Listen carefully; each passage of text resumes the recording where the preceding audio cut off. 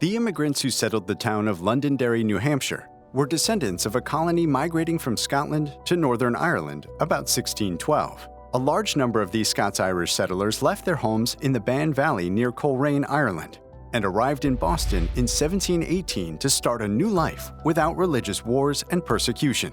Of the 2 shiploads of people under the guidance of James McKean and Reverend James McGregor, some remained in Boston. Reverend McGregor went to Dracut, some went to Andover, and others, led by James McKean, obtained grants at South Portland, Maine. A harsh winter and low provisions forced that last group to retreat south to Haverhill, Massachusetts, where they heard of a 12-square-mile area abound with nut trees. 16 families left Haverhill for Nutfield in 1719, were soon joined by Reverend McGregor, and on June 21, 1722, established a charter for the township of Londonderry. Later, several portions of the town were subdivided into parishes and other towns.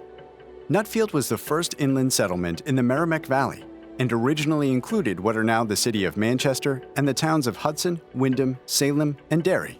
In 1741, a section was lost on the southern boundary to form Windham and Hudson.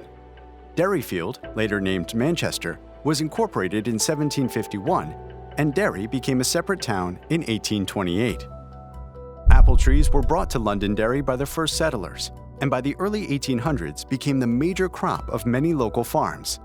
Apple varieties included Nodhead, Russet, and Blue Pearmain. The Macintosh apple was discovered in Ontario, Canada around 1900, and is today one of the many varieties of apples found in Londonderry.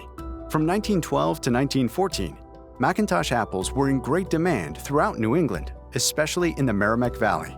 As a result, many dairy farms changed to apple farms, producing smaller orchards.